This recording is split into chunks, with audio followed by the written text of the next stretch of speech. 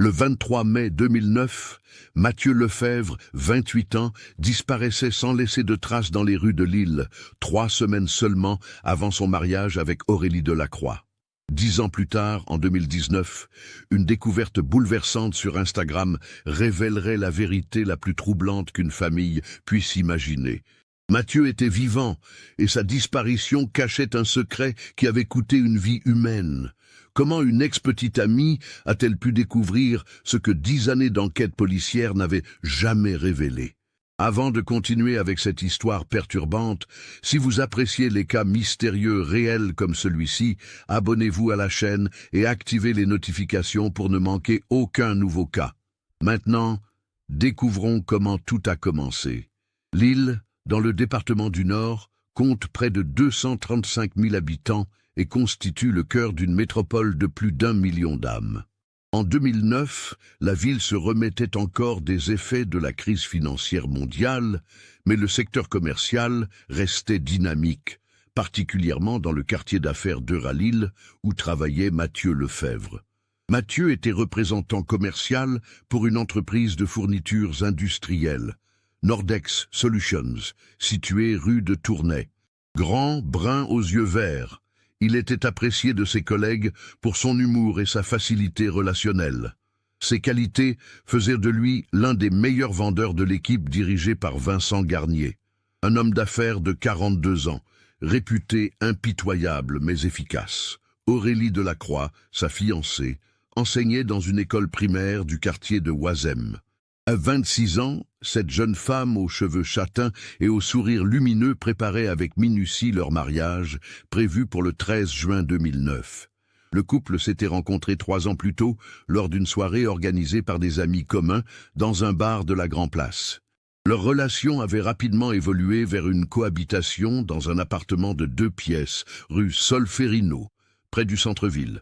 Mathieu entretenait également une relation cordiale avec Clara Fontaine, son ex-petite amie avec qui il était resté en contact sporadique. Clara, journaliste freelance de 25 ans, travaillait principalement pour des magazines régionaux et des sites web locaux. Leur rupture, survenue 2 ans avant sa rencontre avec Aurélie, s'était déroulée sans acrimonie. Une simple évolution naturelle vers l'amitié. La famille Lefebvre, originaire de Roubaix, était composée des parents de Mathieu, Marcel et Françoise, tous deux employés dans l'industrie textile en déclin de la région. Mathieu était leur fils unique, ce qui rendrait sa disparition d'autant plus dévastatrice pour ce couple de la classe ouvrière qui avait tout misé sur la réussite de leur enfant. L'atmosphère à Lille au printemps 2009 était celle d'une ville en transition. Les anciens quartiers industriels se transformaient lentement. Les nouvelles technologies commençaient à modifier les habitudes de communication. Facebook existait déjà, mais Instagram ne serait lancé qu'1 an plus tard. Les téléphones portables étaient répandus, mais les smartphones restaient un luxe pour la plupart des habitants. Le vendredi 22 mai 2009, Mathieu termina sa journée de travail vers 18 h chez Nordex Solutions. Ses collègues Jean-Luc Martel et Philippe Caron l'avaient invité à prendre un verre pour célébrer son enterrement de vie de garçon, prévu officiellement pour le lendemain avec un groupe plus large d'amis. Selon les témoignages recueillis plus tard, les 3 hommes s'étaient d'abord rendus au Café de la Paix, place du Théâtre, vers 19 h. L'ambiance était détendue. Mathieu paraissait de bonne humeur et plaisantait sur ses derniers jours de célibat. Vers 21 h, Jean-Luc avait suggéré de continuer la soirée dans un établissement plus animé. Les caméras de surveillance de la rue Nationale les avaient filmés vers 21 h 30, se dirigeant vers le quartier du Vieux-Lille. C'est la dernière image connue de Mathieu Lefebvre, vivant et libre. À 23 h 15, Aurélie avait reçu un SMS de Mathieu. Soirée prolongée avec les collègues. Rentre tard. Je t'aime. Ce message, envoyé depuis son téléphone portable, constituait sa dernière communication officielle. Le lendemain matin, samedi 23 mai, Aurélie s'était réveillée seule. Inquiète, mais pas encore alarmée, Mathieu avait parfois tendance à prolonger ses soirées, elle avait tenté de le joindre vers 10 h. Son téléphone sonnait dans le vide avant de basculer sur messagerie. À midi, L'inquiétude d'Aurélie s'était transformée en panique. Elle avait contacté Jean-Luc Martel, qui lui avait expliqué que Mathieu les avait quittés vers minuit près de la place aux Oignons, prétextant une fatigue soudaine. Philippe Caron avait confirmé cette version. À 14 heures, Aurélie s'était rendue au commissariat central de Lille, boulevard Louis XIV. L'agent d'accueil avait d'abord tenté de la rassurer. Un homme de 28 ans pouvait parfaitement découcher une nuit sans que cela constitue une urgence.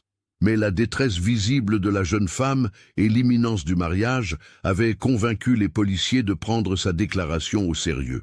L'inspecteur Daniel Mercier, 45 ans, avait été désigné pour superviser les premières recherches. Cet homme méticuleux et expérimenté dirigeait une équipe spécialisée dans les disparitions au sein de la police judiciaire de Lille. Les premières vérifications avaient rapidement éliminé les hypothèses les plus évidentes. Mathieu n'avait utilisé ni sa carte bancaire, ni sa carte de crédit depuis le vendredi soir. Son compte en banque, consulté avec l'autorisation d'Aurélie, ne présentait aucun mouvement suspect. Aucun retrait important n'avait été effectué dans les semaines précédentes. Son téléphone portable, localisé pour la dernière fois près de la Dule vers 1h du matin le samedi, était ensuite devenu injoignable. Les investigations techniques révéleraient plus tard que l'appareil avait été éteint ou détruit aux alentours de cette heure. La voiture de Mathieu, une Renault Mégane bleue de 2006, fut retrouvée le dimanche matin par un jogger dans le parking souterrain de la gare Lille-Flandre. Les clés étaient restées sur le contact, le véhicule était déverrouillé, mais aucun signe de lutte n'était visible à l'intérieur. Cette découverte ne fit qu'approfondir le mystère. Pourquoi quelqu'un aurait-il abandonné sa voiture de cette manière? L'enquête menée par l'inspecteur Mercier s'intensifia dès le lundi 25 mai. Les témoignages de Jean-Luc Martel et Philippe Caron furent scrutés avec attention, mais leur version restait cohérente. Les deux hommes affirmaient avoir quitté Mathieu vers minuit place aux Oignons, après qu'il eut prétexté un malaise et le désir de rentrer chez lui. Les images de vidéosurveillance de la zone furent analysées frame par frame. On pouvait effectivement voir Mathieu se séparer de ses collègues vers minuit moins le quart, mais les caméras ne couvraient pas l'ensemble de son trajet supposé vers son domicile. Un angle mort de plusieurs centaines de mètres existait entre la place aux Oignons et la rue Solferino.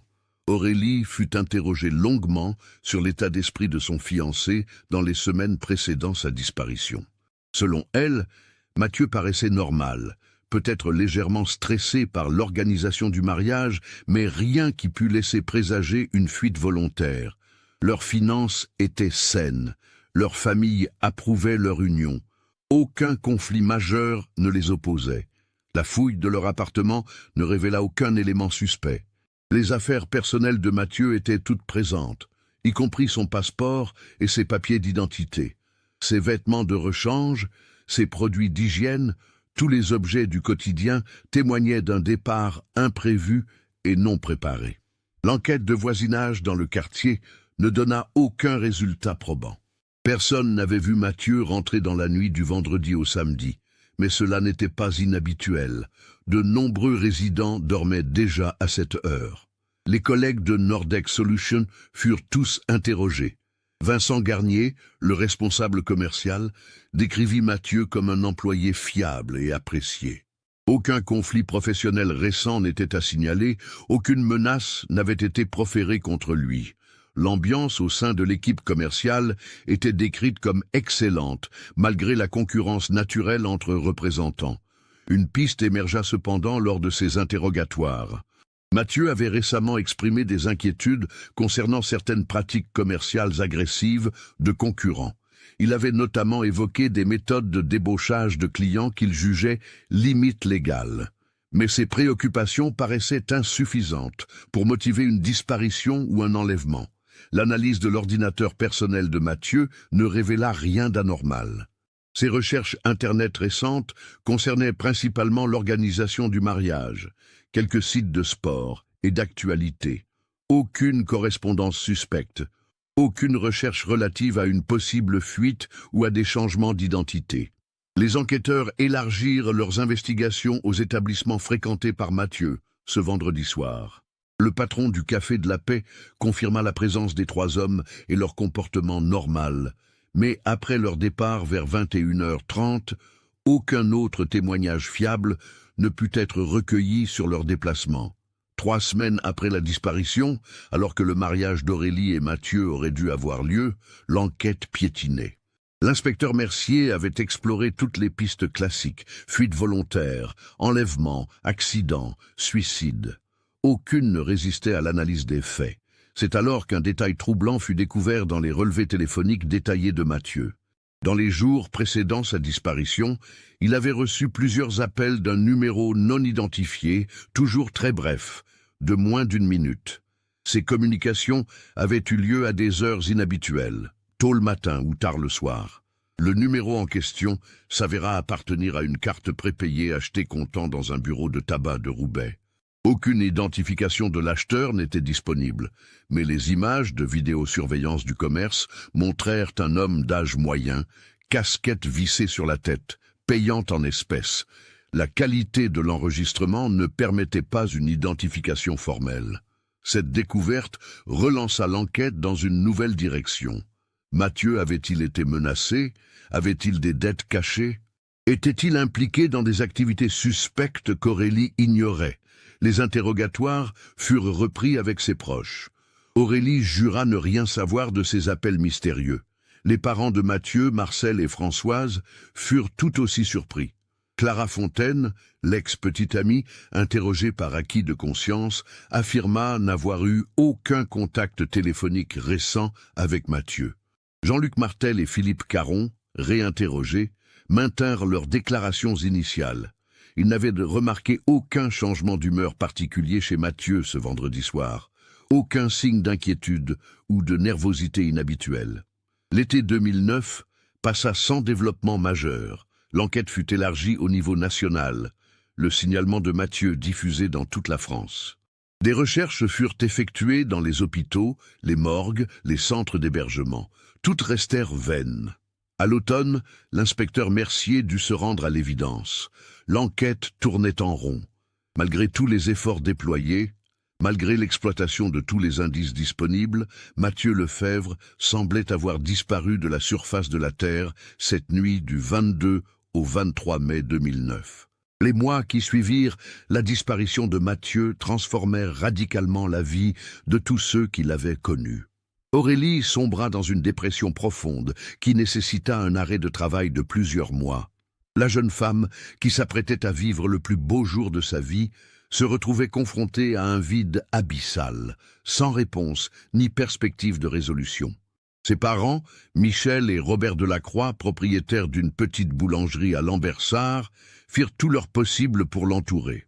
Mais comment consoler une femme qui ne savait même pas si elle était veuve ou abandonnée? Le statut juridique d'Aurélie restait dans un flou administratif épuisant. Ni mariée, ni célibataire, ni veuve, elle existait dans une zone grise bureaucratique qui compliquait chaque démarche. Marcel et Françoise Lefebvre, les parents de Mathieu, vécurent un calvaire différent mais tout aussi douloureux.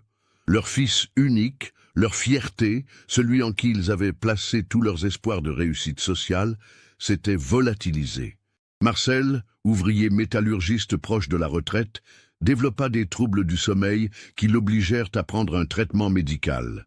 Françoise, employée de mairie, ne put reprendre son travail avant l'automne 2009. Le couple Lefebvre hypothéqua leur modeste pavillon de Roubaix pour financer un détective privé. Gérard Fontaine, ancien policier reconverti, mena sa propre enquête parallèle pendant 6 mois. Ces investigations, aussi minutieuses que celles de la police, n'aboutirent à aucun résultat nouveau. Les 8 000 € dépensés par les parents de Mathieu ne leur apportèrent que de nouvelles déceptions. Clara Fontaine, l'ex-petite amie devenue journaliste, fut profondément marquée par la disparition. Elle connaissait suffisamment Mathieu pour savoir qu'il n'était pas homme à fuir ses responsabilités. Cette certitude la poussait à croire qu'il lui était arrivé quelque chose de grave. Dans son travail journalistique, elle se spécialisa progressivement dans les faits divers et les enquêtes criminelles, comme si cette expertise pouvait un jour l'aider à comprendre ce qui était arrivé à son ancien amoureux. Chez Nordex Solutions, l'atmosphère changea radicalement après la disparition de Mathieu. Vincent Garnier embaucha rapidement un remplaçant, mais l'équipe commerciale ne retrouva jamais sa cohésion d'avant. Jean-Luc Martel et Philippe Caron, qui avaient été les derniers à voir Mathieu vivant, subissaient le regard soupçonneux de certains collègues. Bien qu'innocentés par l'enquête policière, ils portaient le poids moral d'avoir été présents lors de cette soirée fatale. Les médias locaux s'emparèrent de l'affaire durant l'été 2009. La Voix du Nord consacra plusieurs articles au mystère du fiancé volatilisé. France, 3 Nord, pas de Calais, diffusa un reportage lors du journal régional. Ces couvertures médiatiques génèrent quelques témoignages supplémentaires, mais aucun ne se révéla pertinent pour l'enquête. L'association SOS Disparition prit contact avec la famille Lefebvre à l'automne 2009. Cette organisation, qui aidait les familles de personnes disparues, offrit un soutien psychologique et juridique précieux. Grâce à leur intervention, les parents de Mathieu purent mieux comprendre les procédures judiciaires et les possibilités de recherche. Au printemps 2010, soit 1 an après la disparition, l'inspecteur Mercier classa provisoirement le dossier. Toutes les pistes ayant été explorées sans succès, l'enquête ne pouvait plus progresser sans éléments nouveaux. Cette décision, bien que compréhensible d'un point de vue policier, fut vécue comme un abandon par les proches de Mathieu. Aurélie commença lentement à reconstruire sa vie. Elle déménagea de l'appartement qu'elle partageait avec Mathieu, les souvenirs y étant trop présents. Elle loua un studio dans le quartier de Moulins et reprit progressivement son travail d'institutrice. Ses collègues et sa direction firent preuve d'une compréhension remarquable, lui permettant de retrouver ses marques professionnelles à son rythme. En 2011, 2 ans après la disparition, Aurélie rencontra Olivier Dumont lors d'une formation pédagogique à Arras. Cet instituteur de 32 ans, divorcé et père d'une petite fille, se montra patient et compréhensif face au passé douloureux d'Aurélie. Leur relation évolua lentement, respectueusement, sans jamais chercher à effacer le souvenir de Mathieu. Les années 2012 et 2013 marquèrent une stabilisation relative dans la vie des proches de Mathieu. Aurélie et Olivier s'installèrent ensemble dans une maison à Villeneuve-d'Ascq. Les parents Lefebvre apprirent à vivre avec l'absence de leur fils, sans pour autant renoncer à l'espoir de le revoir un jour. Clara Fontaine développa sa carrière journalistique et couvrait désormais des affaires criminelles pour plusieurs médias régionaux. L'enquête officielle restait au point mort, mais la famille continuait de recevoir sporadiquement de faux témoignages. Des personnes prétendaient avoir vu Mathieu dans diverses villes de France, en Belgique, parfois même à l'étranger. Chaque signalement était vérifié par la police, mais aucun ne se révélait fondé. Ces fausses pistes entretenaient un espoir cruel chez les proches. En 2014, 5 ans après la disparition, Aurélie et Olivier se marièrent civilement, dans l'intimité, à la mairie de Villeneuve-d'Ascq. Cette union teintée de mélancolie représentait pour Aurélie un nouveau chapitre de sa vie. Elle avait 31 ans et tentait de construire un bonheur apaisé avec son nouveau compagnon. Marcel Lefebvre prit sa retraite en 2015, rongé par 6 années d'angoisse et d'incertitude.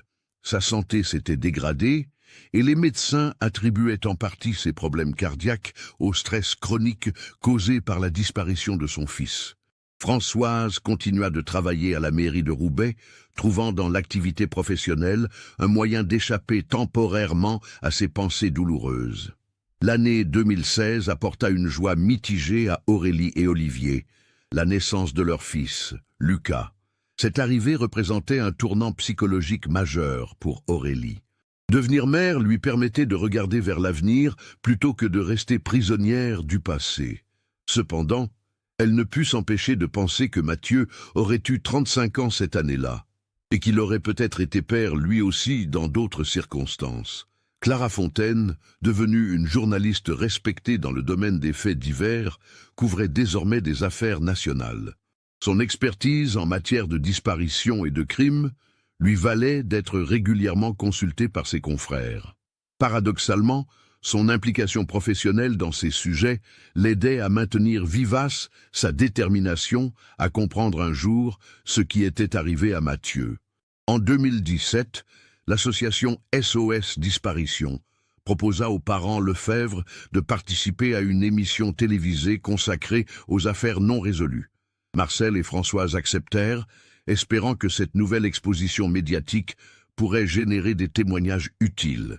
L'émission, diffusée sur une chaîne nationale, présenta le cas de Mathieu devant plusieurs millions de téléspectateurs.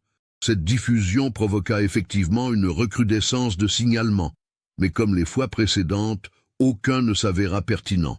Pire encore, la notoriété temporaire de l'affaire attira l'attention de personnages peu recommandables qui tentèrent d'extorquer de l'argent à la famille, en prétendant détenir des informations sur Mathieu.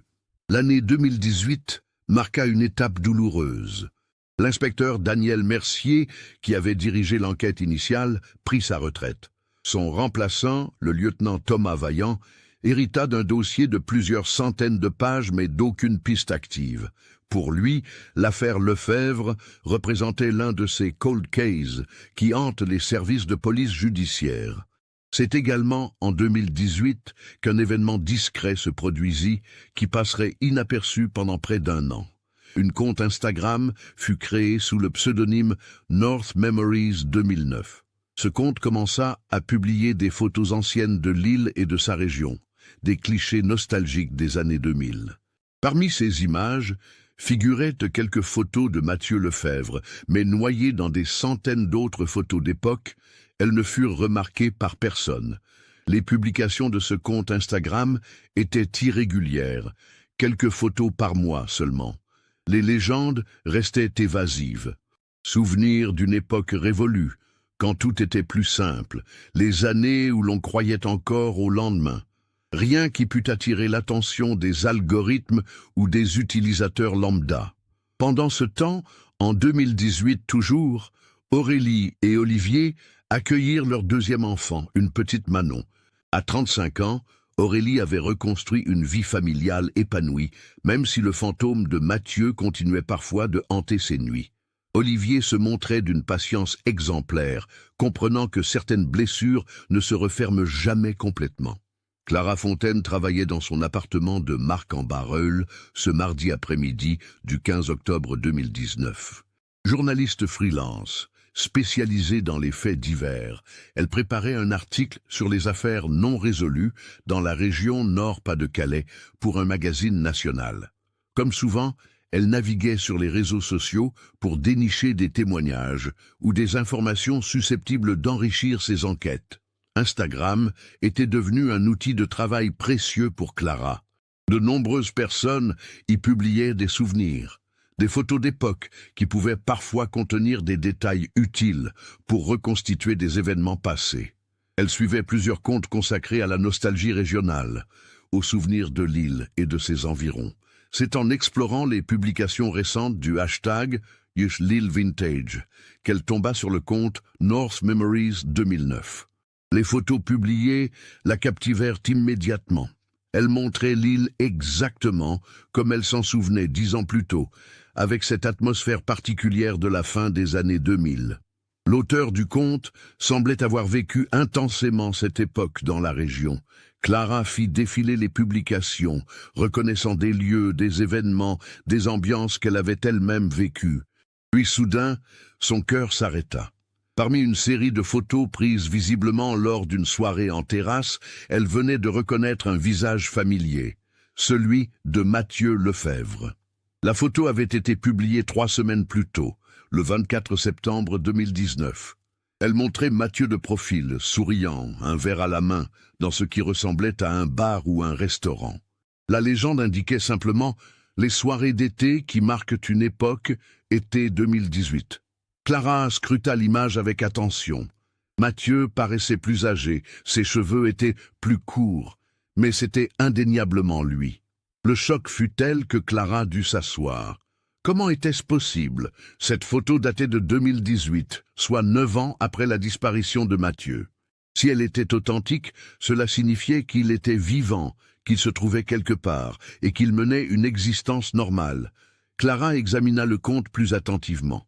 North Memories 2009 comptait 847 abonnés et suivait 1203 comptes. Les publications s'étalaient sur un peu plus d'un an, toujours centrées sur la nostalgie de la région lilloise. Aucune information personnelle n'était visible dans la biographie, simplement une phrase, garder vivant les souvenirs d'une époque où tout semblait possible. Elle fit une capture d'écran de la photo de Mathieu et l'agrandit sur son ordinateur. Plus elle l'observait, plus elle était certaine de son identification. La forme du visage, la ligne de la mâchoire, la façon dont il tenait sa tête légèrement inclinée vers la droite, tous ces détails correspondaient parfaitement à ses souvenirs de Mathieu. Clara hésita longuement avant de prendre sa décision. Devait-elle contacter immédiatement la police, appeler Aurélie ou d'abord tenter d'en savoir plus par elle-même? En tant que journaliste, son instinct la poussait à approfondir ses recherches avant d'alerter qui que ce soit. Elle décida d'envoyer un message privé au compte North Memories 2009. Après plusieurs brouillons, elle opta pour un ton neutre. « Bonjour, j'adore vos photos de l'île d'époque. Celle du 24 septembre me rappelle quelqu'un que j'ai connu. Pourriez-vous me dire où elle a été prise ? Merci. » La réponse arriva le lendemain matin, mercredi 16 octobre. « Salut Clara. Cette photo a été prise dans un petit restaurant près de Valenciennes en juillet 2018. Si tu veux en savoir plus, on peut discuter. Mais pas ici, c'est trop visible. Tu as gardé le même numéro de téléphone ? » Clara a relu le message 10 fois. L'expéditeur connaissait son prénom et semblait savoir qu'elle avait changé de numéro de téléphone récemment. Cela ne pouvait signifier qu'une chose, cette personne la connaissait personnellement. Elle répondit « Je ne sais pas qui vous êtes, mais si vous me connaissez, appelez-moi.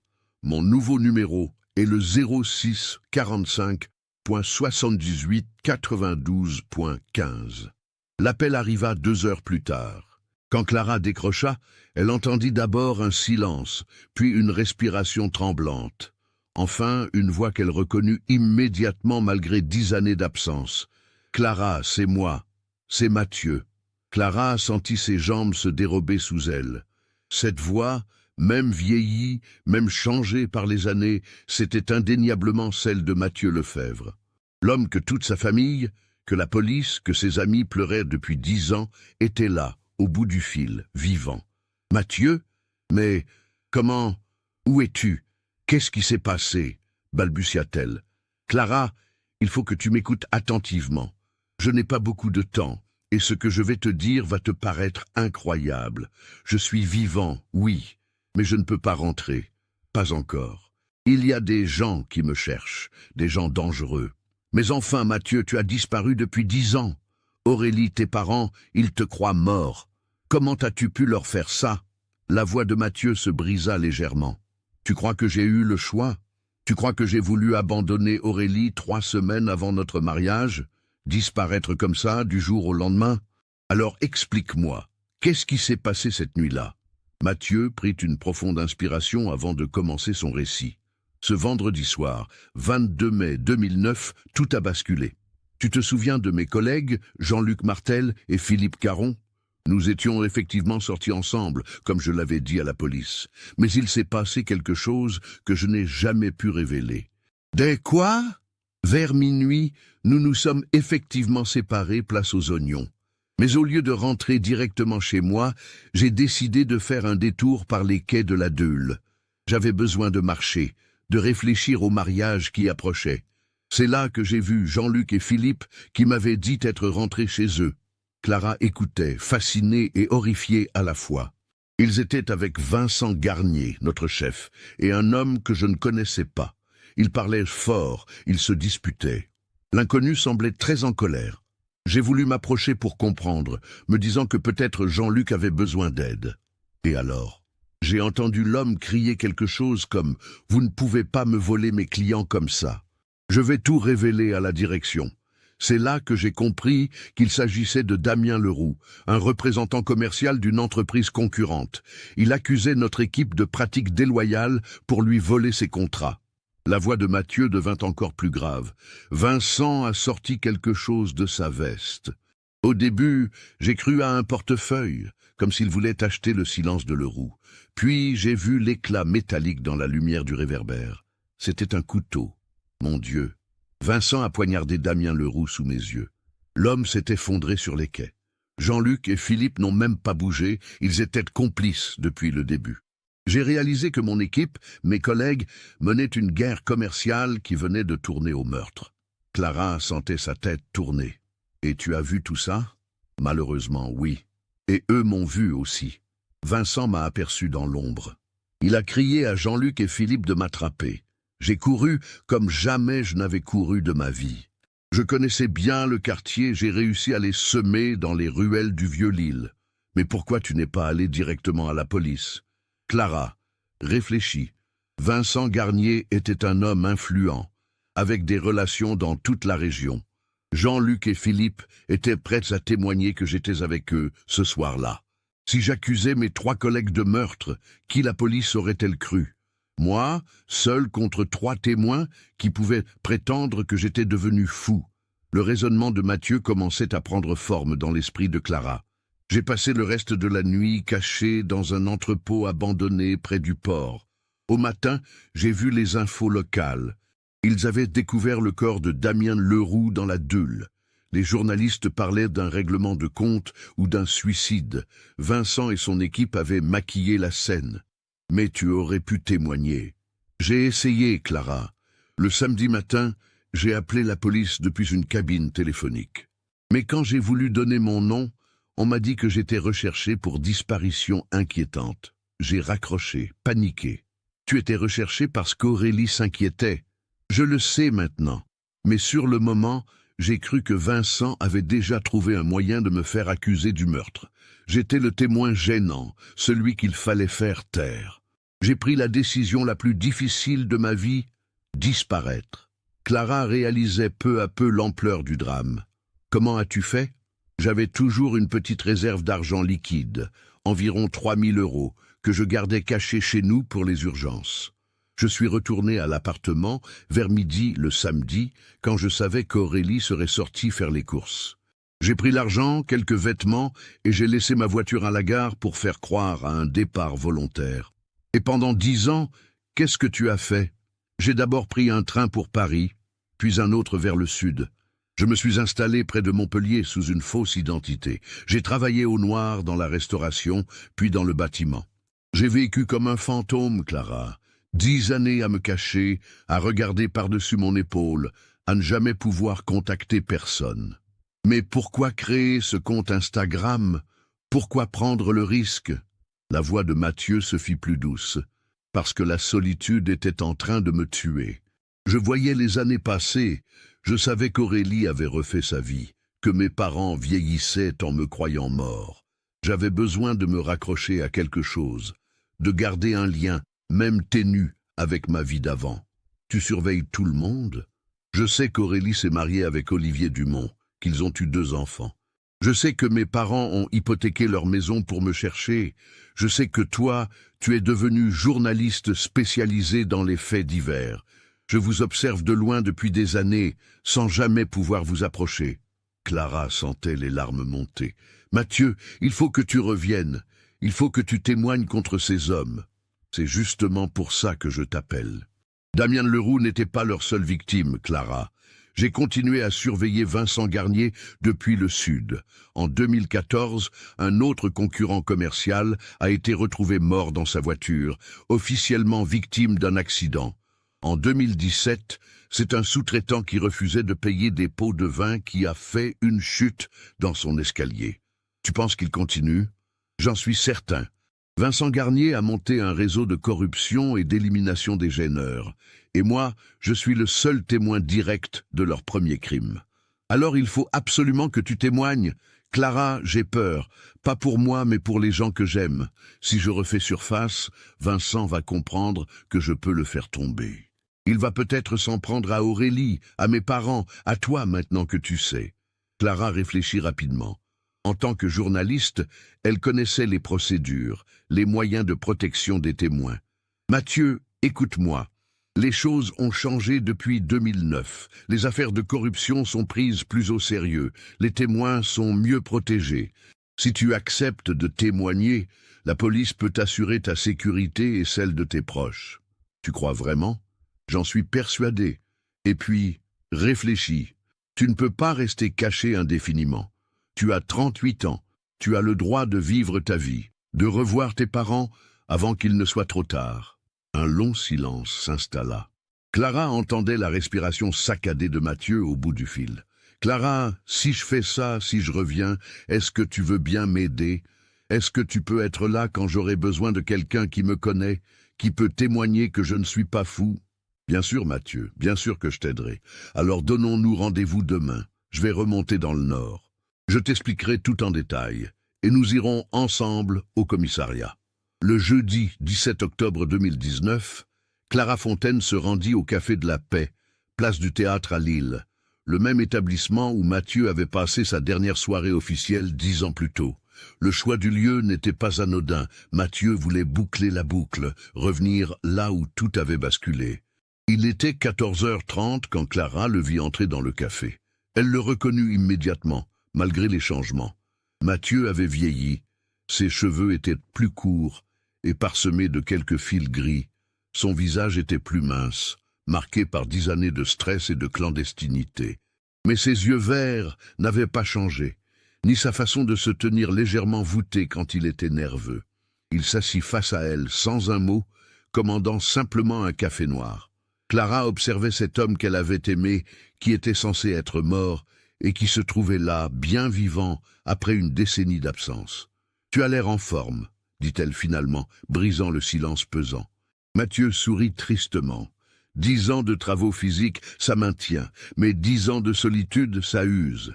Il sortit de sa poche un smartphone et lui montra plusieurs photos prises discrètement au fil des années. Vincent Garnier entrant dans des restaurants luxueux avec des hommes en costume, Jean-Luc Martel au volant d'une BMW flambant neuve, Philippe Caron s'installant dans une villa cossue de Marc en Barœul. Ils ont prospéré, Clara. Leur méthode d'élimination de la concurrence leur a permis de contrôler une bonne partie du marché régional des fournitures industrielles. Vincent Garnier est devenu un notable respecté, membre du Rotary Club, sponsor d'équipes sportives locales. Et tu as des preuves de leurs autres crimes? Mathieu sortit une clé USB de sa poche. Pendant 10 ans, j'ai collecté tout ce que je pouvais. Témoignages indirects, recoupements, analyse des décès suspects survenus dans leur secteur d'activité. Ce n'est pas suffisant pour les faire condamner, mais c'est assez pour lancer une enquête sérieuse. Clara examina la clé USB. Et tu es prêt à témoigner officiellement? Oui, je ne peux plus vivre comme ça. Et surtout, je ne peux plus laisser ces hommes nuire à d'autres personnes. Ils quittèrent le café vers 15h et se dirigèrent vers le commissariat central de Lille. Le trajet fut silencieux, chacun mesurant la portée de ce qui allait se passer. À l'accueil du commissariat, Clara demanda à parler au lieutenant Thomas Vaillant, qui avait hérité du dossier de la disparition de Mathieu. L'agent d'accueil, intrigué, les fit patienter dans une salle d'attente. Le lieutenant Vaillant apparut 20 minutes plus tard, un homme d'une 40aine d'années, aux cheveux poivre et sel. Quand Clara lui expliqua que Mathieu Lefebvre souhaitait se présenter spontanément pour témoigner dans sa propre affaire de disparition, le policier crut d'abord à une plaisanterie. Il fallut que Mathieu décline son identité complète, fournisse des détails que seul le vrai disparu pouvait connaître, pour que Vaillant réalise qu'il se trouvait face à l'un des cold cases les plus frustrants de sa carrière. « Monsieur Lefebvre, avant toute chose, je dois vous informer que vous n'êtes poursuivi pour aucun crime. Votre disparition volontaire, bien que douloureuse pour vos proches, ne constitue pas un délit. Vous êtes libre de nous expliquer votre absence, mais vous n'y êtes pas légalement obligé. » Mathieu hocha la tête. « Lieutenant, je veux tout vous dire. Mais d'abord, j'aimerais savoir, l'enquête sur la mort de Damien Leroux en mai 2009 est-elle toujours ouverte ?» Vaillant fronça les sourcils. « Damien Leroux, le représentant commercial retrouvé noyé dans la Dule. Cette affaire a été classée comme suicide en 2010. Pourquoi cette question? Parce que Damien Leroux a été assassiné et que j'en ai été le témoin direct. » La déposition de Mathieu Lefebvre dura plus de 6 heures. En présence de son avocat commis d'office, Il raconta dans le détail les événements de la nuit, du 22 au 23 mai 2009. Le lieutenant Vaillant, assisté de l'inspecteur Sophie Lemaire, prit des notes minutieuses, interrompant régulièrement le récit pour demander des précisions. Les éléments fournis par Mathieu étaient troublants de cohérence.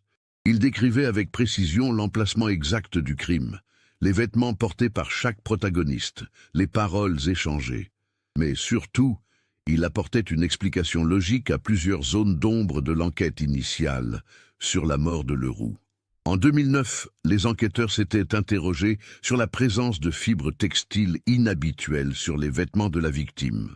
Ces fibres, analysées par la police scientifique, provenaient d'un tissu de costume de qualité supérieure, incompatible avec les vêtements que portait Leroux ce soir-là.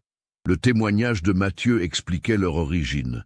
Elle provenait du costume de Vincent Garnier lors de la lutte. Autre élément troublant, les blessures de Leroux ne correspondaient pas totalement à une noyade accidentelle ou à un suicide. Le légiste avait noté une blessure par arme blanche au niveau de l'abdomen, mais l'avait attribuée à un choc contre un objet contondant du fond de la rivière. Le récit de Mathieu donnait un sens nouveau à cette blessure.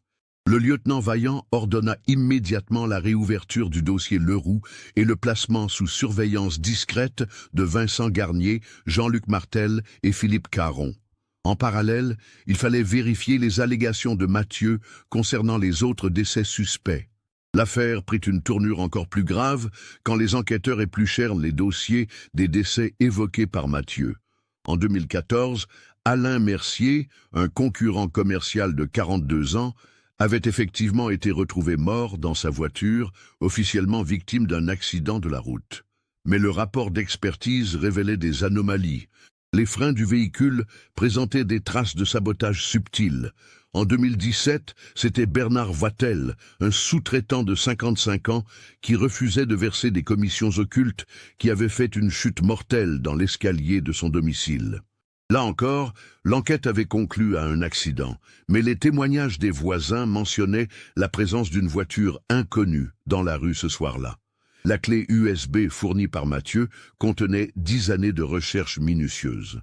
Il avait constitué un véritable dossier d'accusation croisant les informations publiques, les nécrologies, les mutations professionnelles dans le secteur commercial régional. Son analyse révélait un schéma troublant. Chaque décès suspect correspondait à l'élimination d'un concurrent ou d'un témoin gênant pour l'équipe Garnier. Le vendredi 18 octobre, soit 48 heures après la réapparition de Mathieu, le lieutenant Vaillant obtint des mandats de perquisition pour les domiciles et bureaux des 3 suspects. L'opération fut menée simultanément à l'aube pour éviter toute concertation. Chez Vincent Garnier, dans sa villa de Bondu, les enquêteurs découvrirent un coffre-fort contenant des documents comptables parallèles, révélant un système de corruption généralisé. Garnier versait des pots de vin à des responsables d'achat de grandes entreprises en échange de contrats exclusifs, puis éliminait physiquement les concurrents qui menaçaient ce monopole. Le domicile de Jean-Luc Martel livra une découverte encore plus accablante. Un couteau de chasse correspondant exactement à la description donnée par Mathieu pour l'arme du crime de 2009. L'objet, soigneusement nettoyé, fut immédiatement envoyé à la police scientifique pour analyse. Philippe Caron, le plus nerveux des 3, craqua dès les premières heures de garde à vue. Face aux preuves qui s'accumulaient, il décida de collaborer avec la justice en échange d'une réduction de peine. Ses aveux détaillés confirmèrent intégralement le témoignage de Mathieu. Selon Caron, l'équipe Garnier fonctionnait comme une organisation criminelle depuis 2008. Vincent avait d'abord commencé par des pratiques commerciales déloyales classiques, espionnage industriel, débauchage de clients, fausse facturation. Mais quand Damien Leroux avait menacé de tout révéler à la direction de Nordex Solutions, Vincent avait franchi le pas vers le crime. Le meurtre de Leroux n'était pas prémédité, selon Caron. Vincent avait simplement voulu l'intimider, mais la situation avait dégénéré. Une fois le crime commis, les 3 hommes s'étaient trouvés liés par ce secret mortel. Vincent avait alors systématisé l'élimination de tous ceux qui menaçaient leur système. Les analyses de la police scientifique confirmèrent les déclarations. Sur le couteau trouvé chez Martel, des traces d'ADN de Damien Leroux furent identifiées malgré 10 années et les tentatives de nettoyage. L'arme correspondait parfaitement aux blessures constatées sur la victime en 2009. L'expertise des véhicules des 3 suspects révéla également des éléments troublants. La voiture de Garnier présentait des traces de peinture correspondant à celles du véhicule d'Alain Mercier, la victime de 2014. Ces traces, microscopiques, avaient survécu à plusieurs lavages et prouvaient un contact entre les 2 véhicules le jour de l'accident supposé. Pendant que l'enquête se développait, Mathieu devait affronter l'épreuve encore plus difficile des retrouvailles avec ses proches. Le lieutenant Vaillant avait organisé une protection policière discrète, mais Mathieu avait insisté pour revoir sa famille rapidement. La première rencontre eut lieu avec ses parents, Marcel et Françoise Lefebvre, dans les locaux du commissariat le samedi 19 octobre. Clara Fontaine était présente pour soutenir Mathieu, mais aussi pour témoigner de l'authenticité de son retour. Quand Marcel vit son fils entrer dans la salle, le vieil homme de 68 ans s'effondra littéralement. 10 années de douleur, d'espoir et de désespoir refoulés explosèrent d'un coup.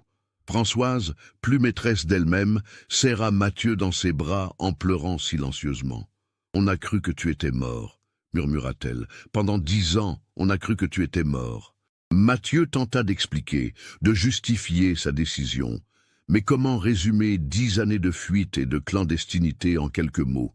Comment faire comprendre à des parents que leur fils avait choisi de les laisser dans la douleur plutôt que de risquer de les mettre en danger? Marcel, encore sous le choc, posait des questions décousues. « Où étais-tu? Pourquoi tu n'as pas appelé? Tu savais qu'on te cherchait ?» Mathieu répondait patiemment, conscient que ses parents auraient besoin de temps pour accepter la réalité. La rencontre avec Aurélie fut reportée de plusieurs jours. La jeune femme, aujourd'hui mère de 2 enfants et épouse d'Olivier Dumont, avait besoin de se préparer psychologiquement à cette confrontation. Comment regarder en face l'homme qu'elle avait aimé, qu'elle avait pleuré, qu'elle avait fini par oublier? Le lieutenant Vaillant avait organisé cette rencontre dans un cadre neutre, toujours au commissariat, en présence d'un psychologue. Aurélie arriva le mercredi 23 octobre, accompagnée de son mari Olivier, qui avait tenu à être présent. Quand Mathieu entra dans la salle, Aurélie le regarda longuement sans dire un mot. Elle voyait devant elle un homme de 38 ans, marqué par les épreuves, qui ressemblait à celui qu'elle avait aimé sans être tout à fait lui. 10 années avaient passé, ils étaient devenus 2 personnes différentes. « Tu as l'air bien », dit-elle finalement, sa voix trahissant une émotion contenue. « Toi aussi. Tu es radieuse. » Olivier observait la scène avec une maturité remarquable. Il comprenait que sa femme avait besoin de cette confrontation pour tourner définitivement la page de son passé. Aurélie posa les questions qu'elle portait en elle depuis 10 ans. « Pourquoi tu n'as pas fait confiance à la police? Pourquoi tu ne m'as pas fait confiance à moi ?» Mathieu tenta d'expliquer sa peur, sa conviction qu'il mettait tout le monde en danger en restant. Aurélie l'écoutait, comprenant progressivement la logique de ses actes sans pour autant les excuser. « J'ai refait ma vie, Mathieu. J'ai un mari que j'aime, 2 enfants merveilleux. Je ne regrette rien de ce qui s'est passé depuis ton départ. Je le sais, Aurélie, et je suis heureux pour toi. Je n'attends rien. Je voulais juste que tu saches que je n'ai jamais voulu te faire du mal. » Cette conversation, douloureuse mais nécessaire, permit aux 2 anciens fiancés de se dire adieu définitivement. Aurélie repartit soulagée, libérée du fantôme qui l'avait hantée pendant 10 ans. L'instruction du dossier Garnier dura 18 mois. Le juge Laurent Delorme, magistrat expérimenté du tribunal de grande instance de Lille, fut chargé de démêler cette affaire complexe qui mêlait meurtre, corruption et organisation criminelle. Vincent Garnier, Jean-Luc Martel et Philippe Caron furent mis en examen pour assassinat, association de malfaiteurs et corruption. L'enquête révéla l'ampleur de leur système. Entre 2008 et 2019, ils avaient détourné plus de 2 millions d'euros de commissions illégales et étaient directement responsables de 3 morts. Le témoignage de Mathieu constitua la pièce maîtresse de l'accusation. Sa crédibilité, d'abord mise en doute par les avocats de la défense, fut renforcée par les aveux de Philippe Caron et les preuves matérielles découvertes lors des perquisitions. Le procès s'ouvrit en mars 2021 devant la cour d'assises du Nord. Mathieu, qui avait retrouvé une vie normale dans la région lilloise où il travaillait désormais comme formateur en entreprise, témoigna pendant 2 jours entiers. Sa déposition, précise et émouvante, impressionna les jurés. Vincent Garnier, jusqu'au bout, nia sa culpabilité malgré les preuves accablantes. Ses avocats tentèrent de discréditer le témoignage de Mathieu en arguant qu'un homme capable de disparaître 10 ans sans donner de nouvelles ne pouvait être considéré comme fiable. Mais les expertises scientifiques et les aveux de Caron réduisirent leurs arguments à néant. Jean-Luc Martel adopta une stratégie différente, reconnaissant sa présence lors du meurtre de Leroux, mais niant toute participation active. Il affirma avoir agi sous la contrainte de Vincent Garnier, qui le menaçait de licenciement et de ruine professionnelle. Philippe Caron, qui avait collaboré avec la justice, bénéficia de circonstances atténuantes. Son témoignage détaillé permit d'établir le mode opératoire exact de l'organisation criminelle et de comprendre comment 3 hommes ordinaires avaient pu basculer dans le meurtre. Le verdict tomba après 3 semaines de débat. Vincent Garnier fut condamné à 25 ans de réclusion criminelle pour meurtre, corruption et association de malfaiteurs. Jean-Luc Martel écopa de 15 ans pour complicité de meurtre et corruption. Philippe Caron, compte tenu de sa collaboration, fut condamné à 8 ans avec sursis partiel. Les familles des victimes, qui s'étaient constituées partie civile, obtinrent des dommages et intérêts substantiels. Plus important encore, la vérité était enfin établie. Damien Leroux, Alain Mercier et Bernard Wattel n'étaient pas morts accidentellement. Ils avaient été assassinés par cupidité. Aujourd'hui, en 2024, Mathieu Lefebvre a 43 ans. Il vit dans un appartement de Villeneuve-d'Ascq, non loin de sa famille, qu'il voit régulièrement. Ses parents, Marcel et Françoise, ont surmonté le traumatisme de sa réapparition et profitent de ces années de retrouvailles qu'ils n'espéraient plus. Mathieu travaille comme consultant en sécurité commerciale, mettant son expérience douloureuse au service d'entreprises qui veulent se prémunir contre les dérives criminelles. Son témoignage lors de conférences professionnelles rappelle que la frontière entre concurrence loyale et méthodes illégales peut parfois être franchie plus facilement qu'on ne l'imagine. Il a également écrit un livre, 10 ans dans l'ombre, qui raconte son parcours depuis cette nuit fatale de mai 2009. Les droits d'auteur sont intégralement reversés à une association d'aide aux familles de disparus, une façon pour lui de réparer symboliquement le mal qu'il a involontairement causé. Aurélie et Olivier Dumont mènent une vie paisible à Villeneuve-d'Ascq, avec leurs 2 enfants, Lucas et Manon. Le retour de Mathieu a paradoxalement renforcé leur couple en libérant Aurélie du poids du passé. Elle enseigne toujours dans la même école primaire et a publié un témoignage bouleversant sur la reconstruction après un deuil blanc. Clara Fontaine a coécrit le livre de Mathieu et continue sa carrière de journaliste d'investigation. Son travail sur l'affaire Garnier lui a valu plusieurs prix professionnels et une reconnaissance nationale. Elle reste l'amie la plus proche de Mathieu, celle qui l'a aidé à revenir à la vie. Vincent Garnier purge sa peine à la maison centrale de Luce-les-Lilles. Ses appels ont été rejetés et il devra attendre 2037 pour espérer une libération conditionnelle. Jean-Luc Martel, incarcéré à Sequedin, pourrait sortir en 2028. Philippe Caron a été libéré en 2022 après avoir purgé sa peine avec sursis. Il vit désormais dans l'anonymat dans une autre région. L'affaire Garnier a marqué un tournant dans la lutte contre la corruption commerciale dans la région Nord-Pas-de-Calais. Les autorités ont renforcé les contrôles sur les attributions de marchés publics et privés et plusieurs autres réseaux similaires ont été démantelés grâce aux méthodes d'investigation développées lors de cette enquête. Ce cas nous montre comment la peur peut pousser un homme ordinaire à prendre des décisions extraordinaires et comment la vérité finit toujours par émerger, même après 10 années de silence. Qu'avez-vous pensé de cette histoire? Avez-vous pu percevoir les signes qui permettaient de comprendre la vérité? Partagez vos théories dans les commentaires. Si vous avez apprécié cette enquête approfondie, n'oubliez pas de vous abonner à la chaîne et d'activer les notifications. Laissez votre like si cette histoire vous a marqué et partagez-la avec quelqu'un qui s'intéresse aussi à ce type d'affaires criminelles réelles.